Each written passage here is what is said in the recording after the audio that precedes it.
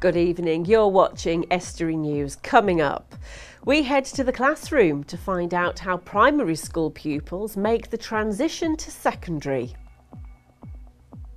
And we go to Grimsby Minster, where the Reverend Catherine Price delivers the weekly reflections. And my guest tonight is Luke Harlow, a Grimsby author, here to talk about his writing career.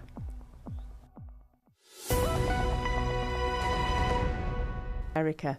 Now, my next guest has been writing stories since he was a young lad, and after years of writing fiction and non-fiction, Luke Harlow has now turned his hand to children's books, and he's with me in the studio. Welcome, Luke, to Estuary. Hi. Before we talk about the books that you've brought in then, your background is actually in computing, isn't it? So what made you want to go into writing? Well, like previously said, I've written short stories since I was a young child, and it's been a passion of mine ever since I was young. It's something that I've always wanted to do. Okay. So I've got two passions in life. One's teaching, one's writing. I've taught previously as well, and now it's time to go to writing and give that a go. And what I suppose inspires you to write? Anything really. You get ideas from any walk of life, so you can get ideas from somebody just sleeping, and so although the story of somebody going to bed and waking up is quite boring, it's what you can fit around that that makes it interesting. So what happens at night when they are sleeping? Is there a monster that pops out from under the bed or the wardrobe, or what else is going on around the house or the area, things like that. So I think you have to have a good imagination, especially writing for kids. But I was going to say, this is it, for writing for children, you can be, I suppose, as creative as you want to be, can't you? Are you finding that with what you're doing? I am, yes. A new set of books that I'm writing at the moment, they're all based on imagination, and book one's called Imagination, which is imagination, and it's about a little girl with a really vivid imagination, and it's about the adventures she goes on, and you can have a lot of fun and make up a lot of stuff. She's been on travels to the planet Foe and Zine, which are all made up, and candy floss hills and things like that. So yeah, it can be a lot of fun. Now, obviously, based on your computing background, you did also write a book about computer skills as well. And how long did it take you to write that one? A year altogether. At the same time I was teaching, so I based everything that I was teaching on the book. And when I was doing the class, instead of me saying this is what we're doing this week, it was what would you like to do. So the book is written for people, things that they actually want to learn rather than what's been dictated to them. So it's done quite well.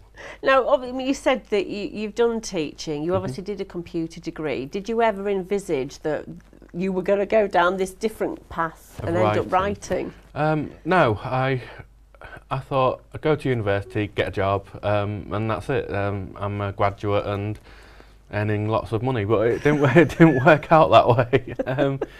But writing is my true passion, so it's something I really do enjoy doing, and I'm lucky to have the opportunity to give it a go, and I'm looking forward to seeing where it leads. And you've been into schools with the book. I mean, so far, how has that gone down with the children? Are you finding, because they've obviously aimed at youngsters, that they enjoyed the stories? They do, yes. I've had letters from students, the pupils from the schools, and letters that stories that they've made up themselves, which have been put into a book for them as well. And you get a lot of things like my favourite part of the story was when the little boy was scrubbing the toilet and things like that. So it does make them laugh, and at the same time I'm asking them questions. So they're really involved with it. A story that I'd take 15 minutes to read, we spend half an hour on with all the questions, and they ask me questions. So brilliant. Well, we're going to talk more about the Mr. Bubble series. So stay where you are. Thank you. Still with me in the studio is children's author Luke Harlow. Now, Luke, we were talking before about how you got into writing, and you've written this series called The Adventures of Mr. Bubble. just tell us then, what is this Mr. Bubble all about? He's a genie, in a sense. He grants wishes to children, but there's a twist to the wishes that he grants. All the wishes have got to be kind and good. If they're not, then the wishes will go wrong. So in this book, it's called Mr. Bubble and the Thoughtless Children. So the two children in it are very thoughtless, and they ask the first two wishes they ask for are not of kind and good like they're meant to be. So the wishes go wrong.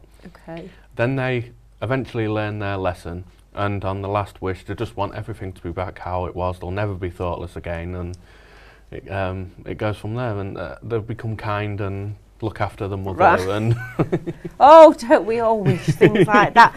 Where did you get the inspiration for this then? Where did Mr. Bubble come from? Came from my mother when I was younger, and actually originally it came from her brother, because her brother used to tell the Mr. Bubble stories to her when she was a child, and then she told us them as me and my siblings when we got. What does she think that you've now put it into a book? She pleased? Yeah, she originally said, well, that's not the stories I used to tell. And I said, well, I can't put them into a book. It don't work that way. I can't write and show people that go on magic carpets and they're jumping in money. There needs to be some sort of story to it, some moral, so that they learn something. So, but yeah, now it's out and it's published. Yeah, she really enjoys them and shows everybody them. So I was going to say, so because your mum inspired you obviously to write that, but your sister does the illustrations, doesn't she? She does, yeah. How do you two work together then on these? I write the story. Once I've finished writing the story, I give it to her, and then she'll come up with picture ideas, and then I'll say whether I like it or whether she should do something different to them. But 9 times out of 10, every picture she does matches what I thought of anyway. So I was going to say, does Mr. Bubble look like how you envisaged he was? He does. Actually, I think he looks a bit better than I envisaged. So she's done a good job there. She has done a good job.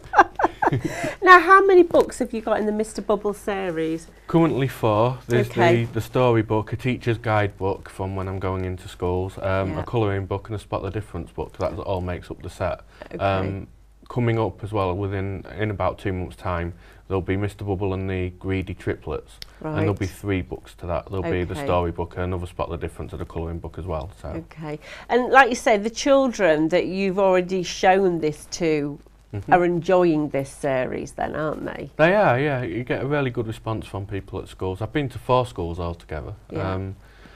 And the main part that they like is when the boy's scrubbing the toilet. The wish went wrong, and the mother, instead of letting them do what they want, became really nasty and got them to clean the house. Oh, as mothers do. Now, what age group are these based for? 4 to 8 year olds. And you've got a new set of books for older children, haven't you? The 9+. Tell us about that. The series is called The 5 Fictions of 5-Way School, and it's about 5 school kids who've been given a project by their English teacher to write a book each, and then once it's written, the teacher's going to publish it for them. And it's all about their lives, really. So there's Imagination, which is imagination, and it's about a girl with a really good imagination, and she writes about stories that she's been on, so these different planets and faux sign, and they've got cloud climbing tournaments and all sorts going on in them. The other books, which I haven't written yet but I've got ideas for, is Flair Gets, which is a girl that forgets. Animals, which is about a boy who really likes animals. Dinosaurus, which is a boy who likes paleontology. He likes digging up for dinosaurs, but doesn't find dinosaurs, he finds other bits and bobs. And Ian Vent, which is an inventor. And when does that series come out then? The first book should be available within 6 months. So it's halfway done. The first book's halfway done, and there's the editing process to go through and everything. Brilliant. Well, unfortunately, that's all we've got time for, but thank you so much for coming in. And obviously, if people want these books, they can go to your website or buy them online. It's lmhbooks.co.uk. Okay, brilliant. Thank you very much. Thank you for having me. Thank you.